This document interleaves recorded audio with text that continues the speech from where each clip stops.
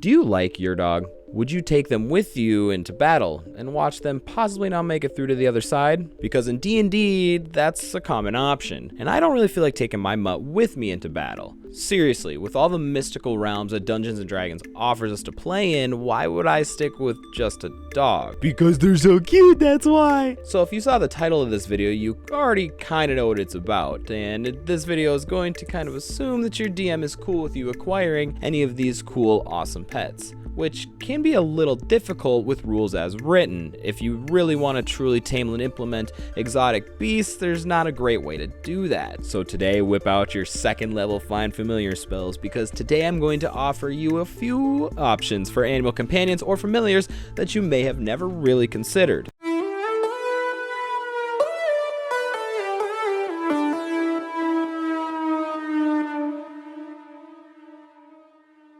How often do you want to drown someone? If your answer is all the time, our first choice is the one for you. Enter the Bolotti, originated from the 5e book Tome of the Beast by Kobold Press. These are a small, tiny fey creature that resides in a gooey, muck-ridden swamp.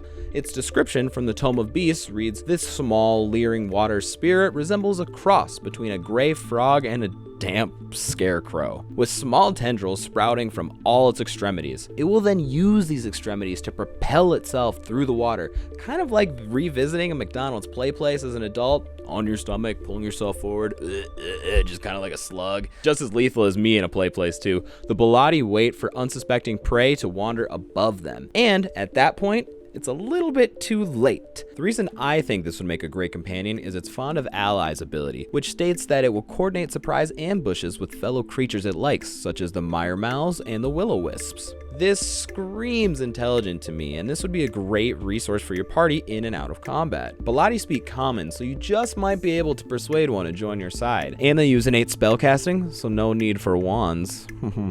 Speaking of kind of cute, what did you dress up as for Halloween last year? I dressed up as a cute kitty with wings in honor of our next companion. Introducing you to all to the most adorable of all of our companions, the dear Treesome. This tiny beast looks like your everyday house cat, because it is, but Treesome also have a set of wings sprouting from their shoulder blades. This is commonly used by the kitty to assist in stalking its prey from the high ground, and will also assist you in item retrieval or combat, or just knocking your beer off the table.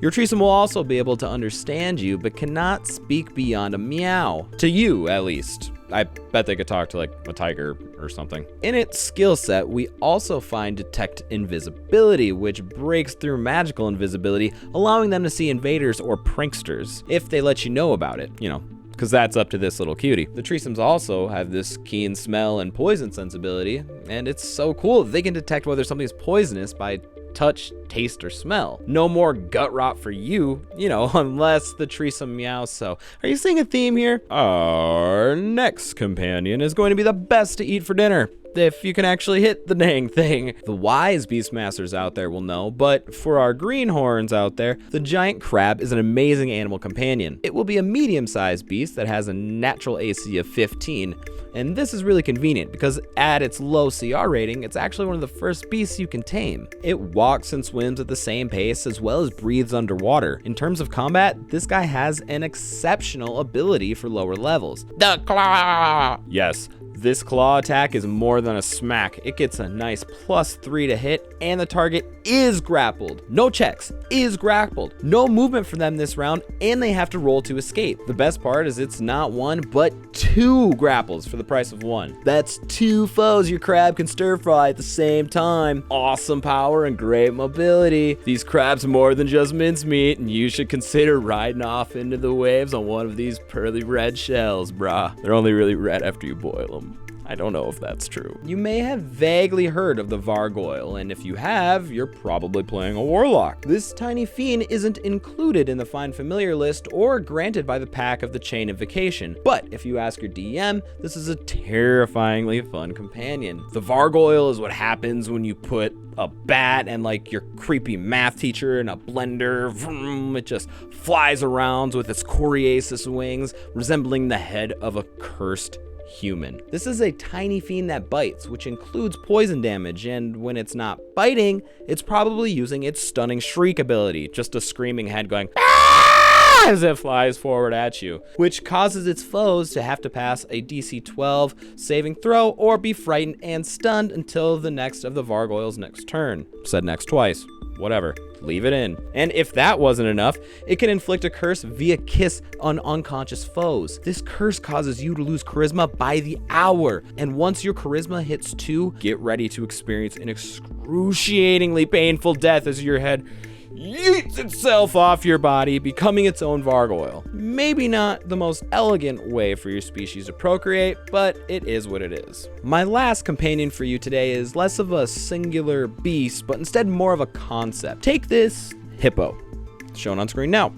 It's a large and impressive beast, and in D&D, they are just as scary. They rock an impressive AC of 16 with an HP of 40 for the average potamus, and to top it off, a massive 18th strength stat, an actual tank of an animal. And in combat, they'll rearrange your insides with their trampling charge trait, which, if the Hippo charges at least 20 feet forward and successfully slams their opponent, they must pass a DC 12 strength saving throw or be knocked prone.